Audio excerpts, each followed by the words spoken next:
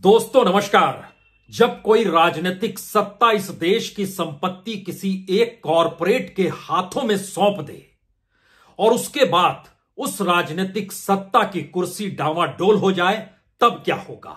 उस कॉरपोरेट का क्या होगा? यह सवाल आज सबसे बड़ा है। यह इस मायने में बड़ा है कि अगर मोदी सत्ता डोल गई और गद्दी छिन गई तो उसके बाद की राजनीतिक सत्ता क्या गौतम अडानी को अडानी बने रहने देगी या नहीं देगी? क्योंकि लगातार जो सवाल इस देश में उठ रहे हैं और शेयर बाजार से होते हुए अंतर्राष्ट्रीय तौर पर बैंकों को प्रभावित कर रहे हैं, उसका राजनीतिक चेहरा आज पार्लियामेंट के भीतर नजर आया। कांग्रेस के नेता राहुल गांधी ने सीधे तौर पर गौतम अडानी के नेटवर्थ का बढ़ना, अलग अलग क्षेत्रों में उनका कदम रखना और लगातार सफल होते चले जाना, न सिर्फ देश के भीतर बल्कि विदेशों में भी जितनी कंपनियां खुली हैं, उन कंपनियों को तार सीधे सीधे देश की विदेश नीति तक से जोड़ दिया गया। तो ऐसे में मोदी सत्ता के डावाडोल होने का मतलब क्या अडानी का पतन है? और क्या भारत के अपने इतिहास में ऐसी परिस्थिति इससे पहले कभी नहीं आई? यह सवाल इसलिए बड़ा है क्योंकि गौतम अडानी दुनिया के सबसे रईस शख्सों में शुमार भर नहीं है। भारत के भीतर किसी भी क्षेत्र को ले लीजिए, अडानी ग्रुप की मौजूदगी वहां आपको खुले तौर पर नजर आएगी। वो चाहे खादान का मामला हो, चाहे सड़क बनाने का मामला हो, चाहे बिजली पैदा करने का मामला हो, चाहे हवाई अड्डों को देखने का मसला हो, चाहे इस देश के बंदरगाहों को बढ़ाने का मामला हो, चाहे एफसीआई गोडाउन की तर्ज पर अलग अलग जगहों पर गोडाउन बनाकर अनाज रखने की बात हो, यानी नीचे से ऊपर तक, जमीन से आसमान तक इस देश के भीतर कमोवेश हर क्षेत्र में अडानी ग्रुप है। और अगर राहुल गांधी इस तौर पर पार्लियामेंट के भीतर आज खुले तौर पर यह कह गए कि दरअसल अडानी ग्रुप का मतलब देश के प्रधानमंत्री नरेंद्र मोदी का होना है, तो मतलब बहुत साफ है, जिस दिन इस देश की सत्ता पलटी उस दिन अडानी ग्रुप का होगा क्या? क्या उनकी तमाम कंपनियों का राष्ट्रीयकरण कर दिया जाएगा या फिर अडानी कंपनी के पास जो भी जमा पूंजी है वो सत्ता उस लिहाज से सरकारी खातों में डाल देगी? होगा क्या? क्योंकि एक लंबी फहरिस्त है अडानी ग्रुप की। अगर उस फहरिस्त को आप शुरू में देख लीजिए तब इन बातों पर गौर कर पाएंगे कि राहुल गांधी ने पार्लियामेंट के भीतर न सिर्फ इस बात का जिक्र किया कि सरकार मदद करती है, सरकार ने एक सिस्टम अडानी के लिए बना रखा है, बल्कि यह भी कहा कि दुनिया भर की यात्रा जब प्रधानमंत्री करते हैं तो साथ अडानी रहते हैं। और दुनिया के अलग अलग देशों से जो विदेश नीति काम करती है देश के बाजार व्यापार को लेकर, उसमें कोई दूसरे शख्स को कुछ नहीं मिलता सिवाय अडानी के। यानी जो भी कंपनियां दुनिया भर में चल रही है उसमें लाभालाभ की स्थिति अडानी ग्रुप की इसलिए है क्योंकि देश के प्रधानमंत्री नरेंद्र मोदी चाहते हैं कि दरअसल सब कुछ उनके पास आ जाए। और फैक्टफुली उन्होंने इस बात का भी जिक्र किया कि बांग्लादेश में क्या हुआ, श्रीलंका में क्या हुआ, इजराइल में क्या हुआ, ऑस्ट्रेलिया में क्या हुआ।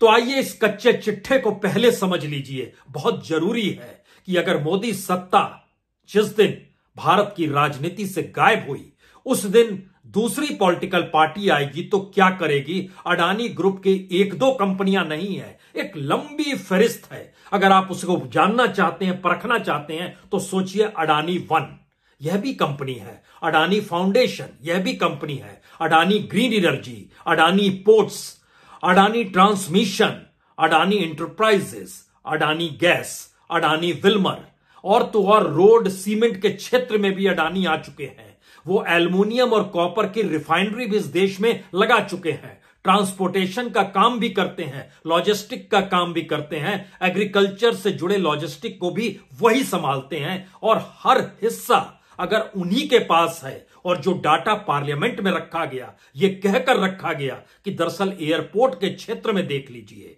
6 एयरपोर्ट हैं और नवी मुंबई का 74% हिस्सा जो है उनके पास है, यानी कुल मिला के 30% जो एयरपोर्ट की रेवेन्यू होती है वह अडानीज के पास है। तो एक झटके में जरा कल्पना कीजिए कि मोदी सत्ता जिस दिन गायब होती है उस दिन अडानी ग्रुप का क्या होगा।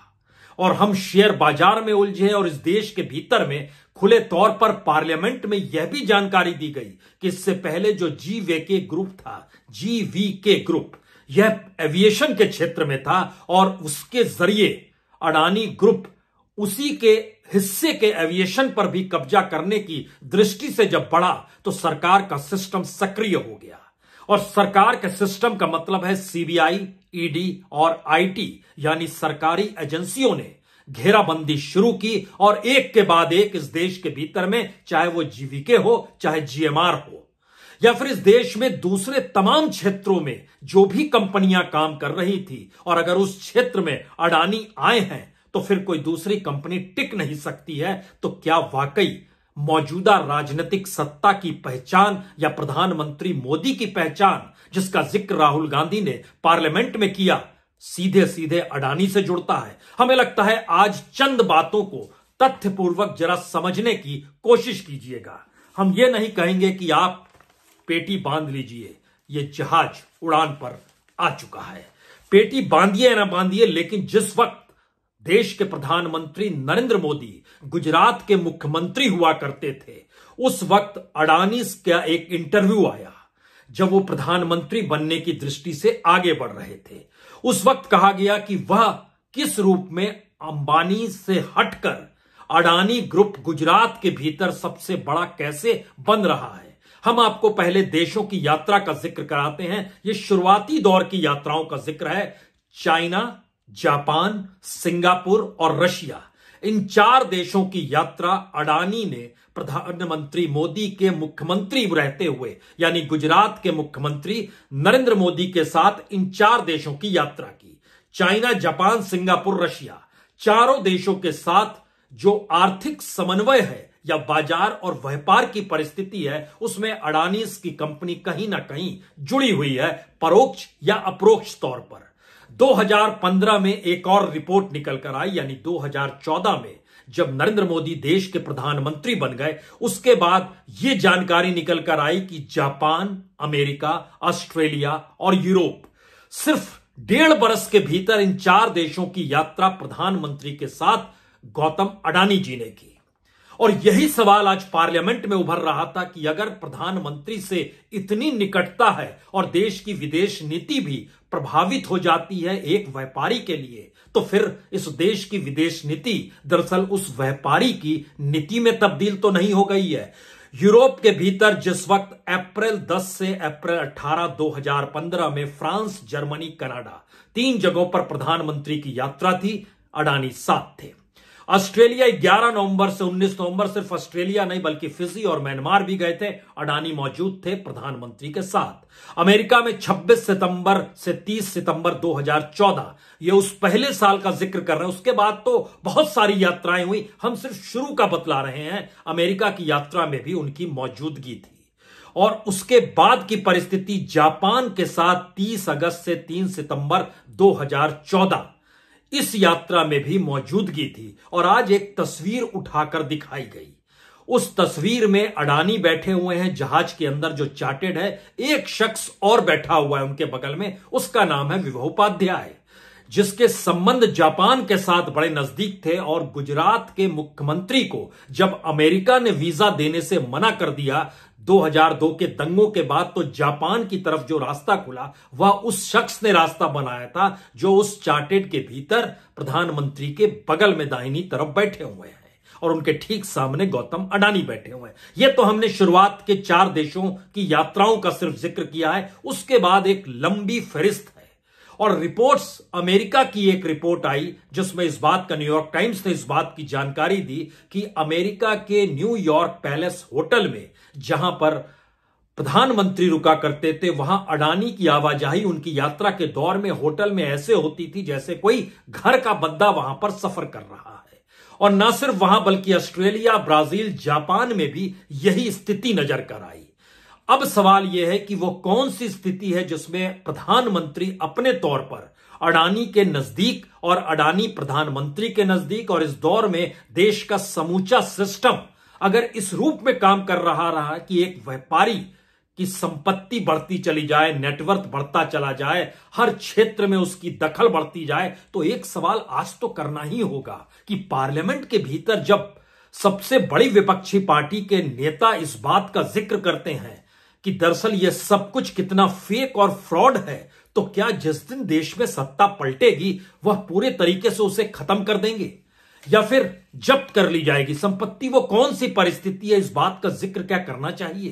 क्योंकि इस देश के भीतर के पूरे इंफ्रास्ट्रक्चर से कोई शख्स अगर दर्जन भर कंपनियों के आसरे जुड़ा रहा है, और आज जिक्र जब इजराइल को लेकर भी हुआ तो हम लोग सिर्फ बात पोर्ट तक किया करते थे कि हाइफा पोर्ट कैसे अडानीज को गया, लेकिन डिफेंस के क्षेत्र में 90% ताल्लुकात अगर सीधे तौर पर अडानी ग्रुप के इजराइल के साथ हैं, तो यहां और भी बातों को समझने की जरूरत है कि दरअसल इस संबंध का मतलब क्या है। क्योंकि इजराइल की कंपनी है इजराइल वेपन इंडस्ट्री, उसके साथ संबंध बनाए गए और जिन क्षेत्रों में कदम रखा गया है उसमें अनमैन्ड एरियल सिस्टम जो यूएवी कहते हैं, स्मॉल आर्म एंड एम्युनिशन यानी light machine gun, carbine, assault rifle, pistol, sub machine gun, sniper rifle, ये सब अडानीज की कंपनी बनाएगी। काउंटर ड्रोन सिस्टम भी क्रिएट कर रही है, एयरक्राफ्ट सर्विस भी क्रिएट कर रही है, एरोस्पेस पार्क भी बना रही है और एयरक्राफ्ट मैन्युफैक्चरिंग कॉम्प्लेक्स भी वो अपने तौर पर क्रिएट कर रही है। यानी कोई क्षेत्र अछूता नहीं है। एक सवाल और आया कि जब एयरपोर्ट्स ले रहे थे तो क्या उस दौर में परिवर्तन किया गया इस नियम कायदे को लेकर कि क्या पहले जिसका उस क्षेत्र में अनुभव नहीं है? तो हम यहां पर पहले एक घटना का जिक्र कर दें। जिस वक्त कोयला घोटाला सामने आया था उस वक्त बीजेपी ने खुले तौर पर पार्लियामेंट और सड़क पर जो शोर मचाया था, यही कहा था कि जिन लोगों को माइनिंग के क्षेत्र में कोई भी अनुभव नहीं है उनको आप खादान बांट रहे हैं। बड़ा हंगामा मचा इस देश के भीतर में और उसके बाद सारी लिस्ट खारिज कर दी गई जब 2014 में मोदी सत्ता आ गई और उसके बाद नए सिरे से दोबारा अलॉटमेंट शुरू हुआ, एलोकेशंस शुरू हुए खादानों को लेकर, जो कुछ ऐसे लोगों को भी दिए गए जिनका उस वक्त और इस वक्त कोई योगदान माइन के क्षेत्र में नहीं था, अपने नाम से लेकर दूसरों को भी ट्रांसफर किया गया। लेकिन यहां बात यह नहीं है, यहां सबसे बड़ी बात यह है कि क्या ऐसे नियम कायदे ही आप बना दीजिए कि उस नियम कायदे के बाद जब कोई पैसे वाला शख्स किसी क्षेत्र में कदम रख दे तो कोई उंगली नहीं उठाए। और हुआ यही है एयरपोर्ट को लेकर, क्योंकि हम जब लिस्ट देख रहे थे कि इससे पहले जो जीवीके का सवाल उठाया गया ये कहकर कि दरअसल इनके पास पहले अपने तौर पर एविएशन भी हुआ करता था, लेकिन उसके बाद उनके पास नहीं कोई बचा क्योंकि सीबीआई, ईडी, आईटी सक्रिय हो गई। तो मामला क्या है?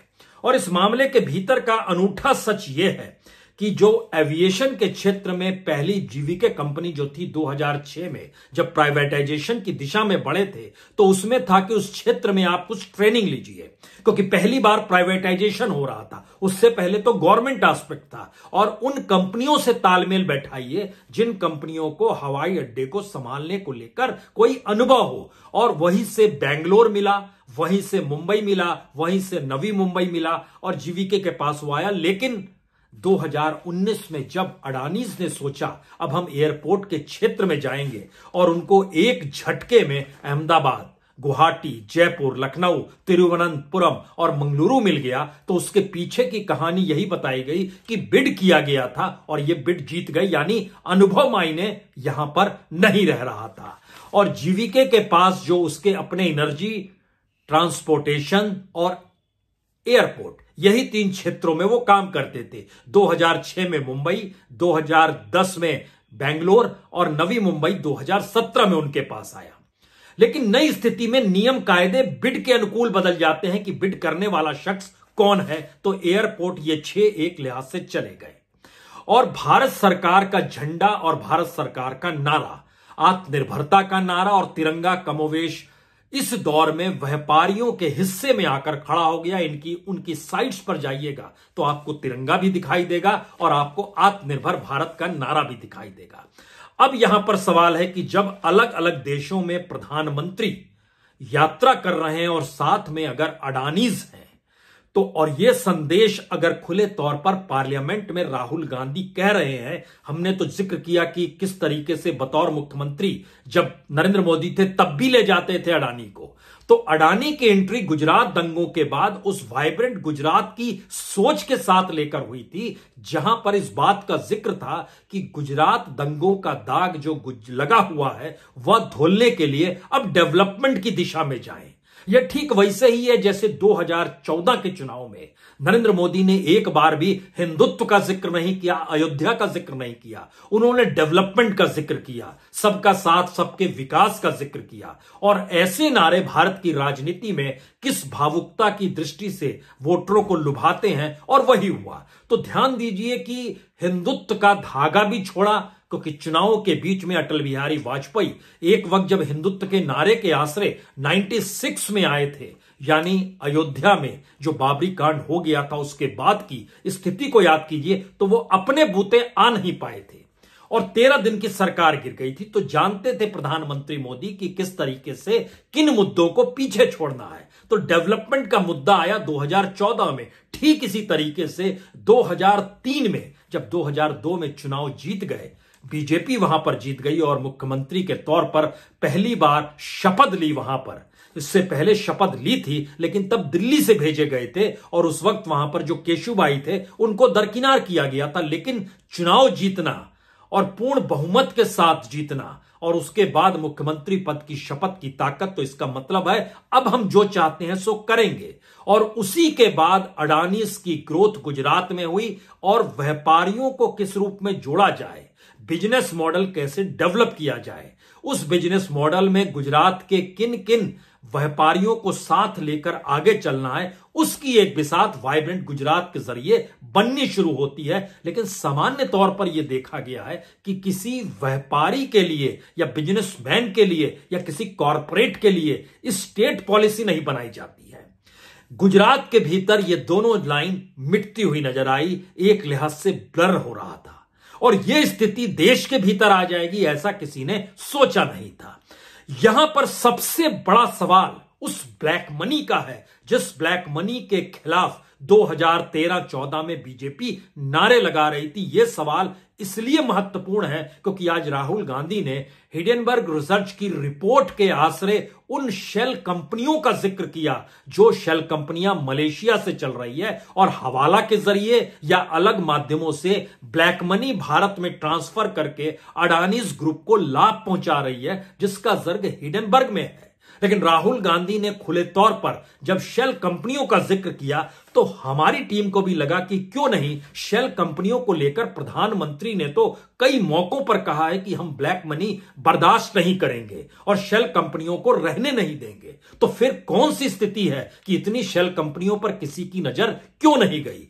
जब डाटा हमारी टीम ने उठाया और परखना शुरू किया तो पता चला सेबी ने पहली बार 2017 में 331 शेल कंपनियां जो लिस्टेड थी उनको साइडलाइन कर दिया और बताया कि ये गलत तरीके से कारोबार कर रहे हैं। तो क्या 2017 में नजर मलेशिया की तरफ नहीं गई? नहीं गई। उसके बाद आइए जो रजिस्टर्ड ऑफ कंपनीज है उन्होंने 2018 से सितंबर 2020 तक यानी तकरीबन 2.5 साल के बीच 3,82,000 कंपनियों पर पाबंदी लगाई कि उन्होंने एनुअल रिटर्न फाइल नहीं किया है। हिडेनबर्ग की रिपोर्ट बतलाती है कि जो शेल कंपनियां मॉरिशस के जरिए काम कर रही है उनकी स्थिति भी कुछ ऐसी ही है। तो क्या भारत के भीतर में जो रेगुलेट करने वाली सेबी है या फिर जो रजिस्टर ऑफ कंपनीज है उसका ध्यान नहीं गया? और ये 18 से 2020 में 3,82,000 कंपनियां आ गई। तो क्या यहां भी जो क्राइम कर रहा है उसमें चूजी हो गए हैं सरकार क्या, या सरकार की कंपनियां, या फिर सरकार के नजदीकी जो लोग हैं उन पर हाथ नहीं डालना है क्या? क्या ऐसी परिस्थिति डेवलप हो गई है? ये सारे सवाल आज पार्लियामेंट के भीतर से निकले हैं क्योंकि पार्लियामेंट के भीतर जो बातें कही जाती हैं वो दस्तावेज के तौर पर मौजूद होती है। और विपक्ष जब इन सवालों को उठा रहा था कि आप जो कह रहे हैं हवा में कह रहे हैं, तो राहुल गांधी ने कहा सारे डॉक्यूमेंटेड चीजें आपको दे दी जाएंगी। अब सवाल यह है कि यह भारत की राजनीति में पार्लियामेंट में भाषणों के हिस्सा हो गया जो आने वाले वक्त में एक लाइब्रेरी की शक्ल में आपको पार्लियामेंट में हमेशा उपलब्ध होगा। तो क्या भारत की राजनीति में इससे पहले किसी कॉरपोरेट को लेकर सत्ता और प्रधानमंत्री के साथ ऐसे गठजोड़ जोड़ के किसी ने कहा है? टाटा बिरला के दौर में चले जाइएगा तो आरोप लगते थे, सरकारों पर लगते थे, क्रोनी कैपिटलिज्म को लेकर लगते रहे, 2G में भी कुछ कंपनियों को लेकर लगे, लेकिन एक कॉरपोरेट की पूरी ग्रोथ और उस ग्रोथ के मद्देनजर सरकार की पॉलिसी उसी रूप में बनना, इससे पहले भारत के पार्लियामेंट के भीतर भी इस तरीके से किसी एक शख्स और किसी एक शख्स यानी गौतम अडानी और नरेंद्र मोदी, इन दोनों को लेकर इससे पहले की परिस्थिति में आप नहीं देख पाएंगे। क्योंकि इस तरीके से किसी एक का ग्रोथ अगर सरकार की नीतियों के आश्रय हो रहा है और कमोवेश हर क्षेत्र में हो रहा है, तो अगला सबसे बड़ा सवाल यह है कि इन कंपनियों का इस देश की सत्ता के पलटने के बाद होगा क्या। और जब इन बातों का हम जिक्र कर रहे हैं तो उसमें आज कुछ बातें इस देश के जो पब्लिक सेक्टर है उसको लेकर भी है, क्योंकि खुले तौर पर आज LIC का नाम भी आया, SBI का नाम भी आया, दूसरे बैंकों का जिक्र भी हुआ और इस बात का भी जिक्र हुआ कि किस तरीके से कहां कहां कितना पैसा दिया गया। अब उसमें ऑस्ट्रेलिया में यात्रा करते वक्त प्रधानमंत्री के साथ गौतम अडानी ने जब वहां पर समझौता किया तो जानकारी निकल कर आई और जानकारी पार्लियामेंट में दी भी गई कि SBI ने $1 बिलियन का लोन दिया। $1 बिलियन उस समय था 62,000 करोड़ रुपया। उस समय इस देश में SBI की जो चेयरमैन हुआ करती थी वो अरुंधति भट्टाचार्य थी। अरुंधति भट्टाचार्य रिटायर होने के बाद रिलायंस में इंडिपेंडेंट डायरेक्टर के तौर पर नियुक्त है। उस दौर में उनके रहते हुए अंबानीज या अडानीज को कितना लाभ पहुंचा, वो सारे कच्चे चिट्ठे SBI के फाइलों में मौजूद हैं। सवाल सबसे बड़ा यह है कि क्या एक नेक्सस के तौर पर इस देश में सत्ता अपने अनुकूल सिस्टम बनाती है और उस सिस्टम को इंप्लीमेंट कराने के लिए वह चूज करती है कि इस शख्स को यहां पर रखा जाए, ये ED के चेयरमैन होंगे, यह CBI के डायरेक्टर होंगे, यह IT देखेंगे, यह SBI देखेंगे, यह LIC देखेंगे, यह SEBI देखेंगे, यानी चंद प्लेयर्स के एस्पेक्ट में एक सर्किल बनता है और उसके मातहत काम करने वाले लोग उस सरकार के अनुकूल होकर काम करते हैं और अडानीज इस रूप में डेवलप होते हैं। तो आखिर के 3 सबसे बड़े सवाल, भारत की राजनीतिक सत्ता जो मौजूदा वक्त में प्रधानमंत्री नरेंद्र मोदी की अगुवाई में है, उन पर सीधा आरोप लगा है। क्या कल जब वो जवाब देने आएंगे तो इसका जवाब देंगे या इस पर चुप्पी थाम लेंगे? अनुभव कहता है उस दिशा में वह एक भी बात नहीं कहेंगे, ये एक हमारा अनुभव कहता है। लेकिन फिर भी अगर जवाब देते हैं तो उसका इंतजार पूरे देश को करना होगा, क्योंकि यह एक बहुत महत्वपूर्ण एस्पेक्ट है। दूसरी बड़ी बात, जब पार्लियामेंट में खड़े होकर विपक्ष दल का नेता और गांधी परिवार का शख्स इस बात का जिक्र करता है कि किस तरीके से CBI ED लगाई जाती है, जबकि राहुल गांधी से 5 दिन तक लगातार ED पूछताछ कर चुकी है, 50 घंटे तक, लेकिन गिरफ्तारी नहीं हुई। तो ध्यान दीजिए कि इस देश के भीतर में जो एजेंसीज हैं, जो स्वायत्त एजेंसी के तौर पर जिनकी पहचान है, जो कॉन्स्टिट्यूशनल वे में वर्क करते हैं, वह भी अगर सत्ता के अनुकूल हैं, तो जिस दिन सत्ता पलटी उस दिन देश के भीतर में इस देश के पब्लिक सेक्टर और प्रीमियर जांच एजेंसी तक को एक हड़कंप मच जाएगी और उनके खिलाफ कार्रवाई के तौर पर राजनीतिक सत्ता उस वक्त क्या करेगी, यह भी सिर्फ सोचा जा सकता है। और तीसरा सवाल सबसे बड़ा है कि अडानी ग्रुप इस दौर में जब लगातार पंख पसार ही रहा है और उसका विस्तार ही हो रहा है और आज शेयर बाजार में उसकी स्थिति कॉम्पिटिटिवली पुराने दिनों से बेहतर रही, तो क्या इसको दोबारा जागृत करना और तमाम दौर के बावजूद भी जब सत्ता पलटेगी तो क्या होगा इस ग्रुप का, यह शायद इस देश के सामने एक सवालिया निशान है। लेकिन इन 3 सवालों से जुड़ा हुआ एक आखिरी सवाल, क्या इस दौर में भारत की राजनीति और एग्रेसिव हो जाएगी? एग्रेसिव होने का मतलब है वो नौकरशाह जो अलग अलग संस्थानों को संभाले हुए हैं, वो कॉरपोरेट जो सत्ता के करीब हैं, और इस दौर के भीतर में जो तमाम एजेंसीज हैं, वो सब एकजुट होकर बिल्कुल नहीं चाहेंगे कि ये राजनीतिक सत्ता डामाडोल हो। और इन सब के बीच मीडिया की भूमिका भी जिसने अपना बहुत कुछ इन्वेस्टमेंट इस सरकार को लेकर कर दिया है, वह भी उग्र तरीके से अब पेश आएगा और जानकारी के तौर पर इस देश के सामने जो भी जाएगा वह मोदी सत्ता के अनुकूल शब्द ही होंगे क्या?